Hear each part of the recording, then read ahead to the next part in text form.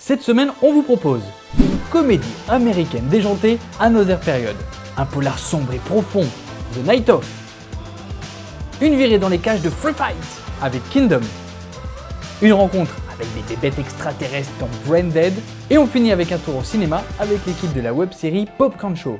Nouveau décor, regardez comme il est beau! Nouvelle chronique pour cette saison 2 qui démarre maintenant avec un bilan de l'été.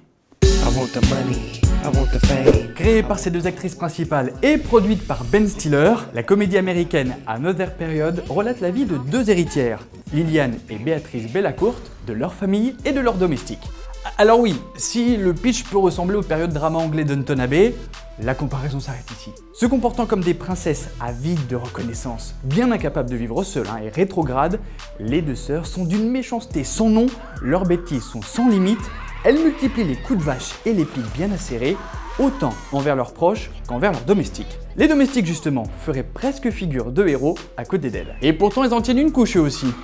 La série fait mouche avec des gags cruels et parfois peu fins, et se paye le luxe d'inviter des guests comme Jack Black, Joss Whedon et des figures historiques comme Trotsky, Freud et la famille Roosevelt. What a great family.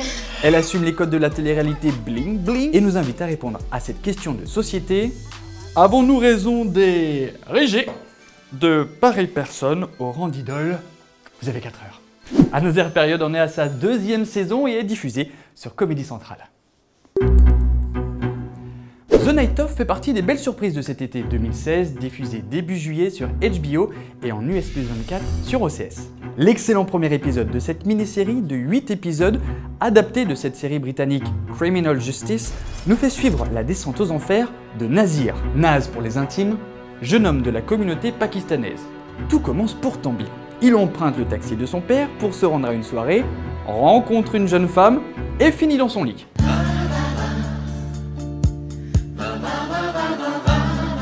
La rencontre et l'idylle semblent si parfaite. Mais non, lorsqu'il se réveille, la jeune femme est morte, poignardée, et il s'enfuit paniqué avant de se faire attraper par la police. Son destin tient alors dans la main d'un avocat excentrique qui traîne son imperméable beige dans les commissariats. Ça vous rappelle personne, non? J'ai un trou de mémoire, j'ai demandé à ma femme.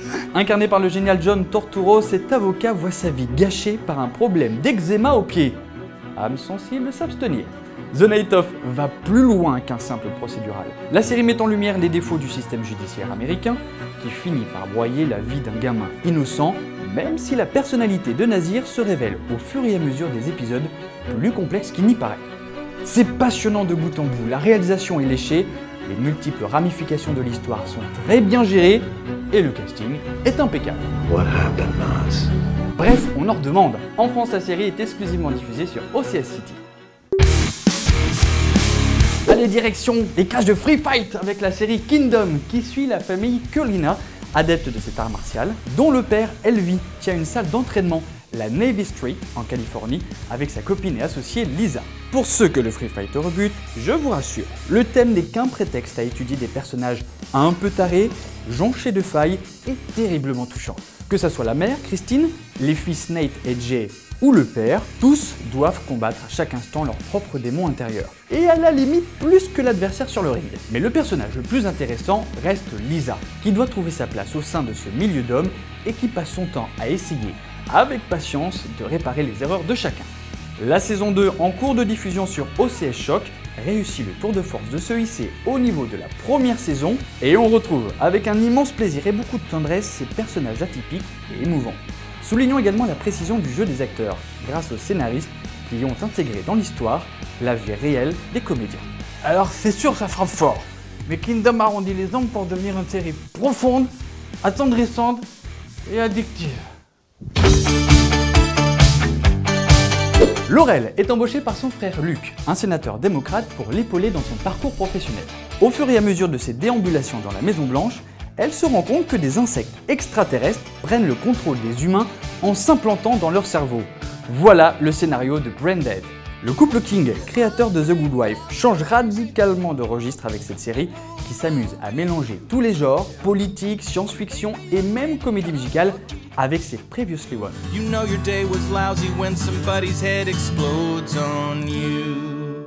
Sans chercher à être hilarante, Branded s'essaye avec succès à l'impertinence en s'inscrivant dans l'actualité avec en arrière-plan bien sûr le combat Clinton-Trump. Série généreuse, burlesque, intelligente, délirante, Branded nous fait penser au déjanté Mars Attack Burton. Série diffusée sur CBS. Ah ça y est, j'ai retrouvé ma tête, tant mieux parce qu'il faut qu'on vous parle de Zap Web. C'est la nouvelle chronique qui va vous parler des web-séries. C'est très tendance, c'est en partenariat avec Web Série Mag. Nos premiers invités, Popcorn Show. Nous sommes donc avec l'équipe de Popcorn Show. 5 garçons, 2 réalisateurs, 3 comédiens. Bonjour messieurs. Bonjour. Bon alors, qui nous parle du pitch là en 2 mots? Alors le Popcorn Show, donc c'est des petites pastilles de 1 minute 30, 3 minutes, des petits gags. Avec Ben, le héros qui est joué par Anto, et ses potes qui vont au cinéma. Et il va se passer plein de choses, des trucs très basiques, genre le voisin qui fait trop de bruit en mangeant du popcorn pendant le film, ou le couple, voilà, genre ça, un peu crispant. Et ça va carrément jusqu'à des trucs beaucoup plus absurdes, donc t'as carrément des personnages du film qui interpellent les spectateurs, ou qui sortent carrément dans la salle de cinéma. Ouais, on est parti de l'idée de se marrer avec les situations classiques qu'on a pu rencontrer, qui parlent à tout le monde, un peu universelles des salles de cinéma. Et aussi de fantasmer un petit peu aussi l'expérience du cinéma, notre point de vue de cinéphile. La chose amusante justement, c'est quand la fiction de ce que les personnages sont en train de regarder déborde et les atteint. L'élément principal pour les personnages, c'est quand même leur lien avec ce qu'ils sont en train de voir, quoi. Je pense que de manière générale, sur les 40 épisodes, il y en a plus qui reposent sur du visuel que sur du dialogue, quoi. L'idée principale, c'est d'avoir un truc qui est un peu international. C'est le fait qu'il n'y ait pas de dialogue.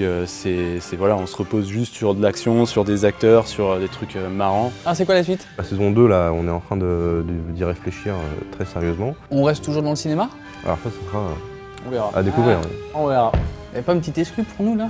Bah, on n'a même pas exclu encore. C'est ça, c'est qu'on va balancer un truc, ça s'est pas dit que ça reste. Au cirque? Ça va être sympa au cirque aussi. Ça, ouais, le circus show.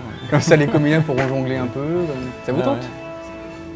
Ok, paye ton On pourra peut-être optimisme. passer de l'autre côté en fait et faire les mecs qui sont sur l'écran maintenant. Ça pourrait Voilà. être assez marrant. Ah Ouais, voilà. sympa. Merci messieurs et à très bientôt dans Series. Merci.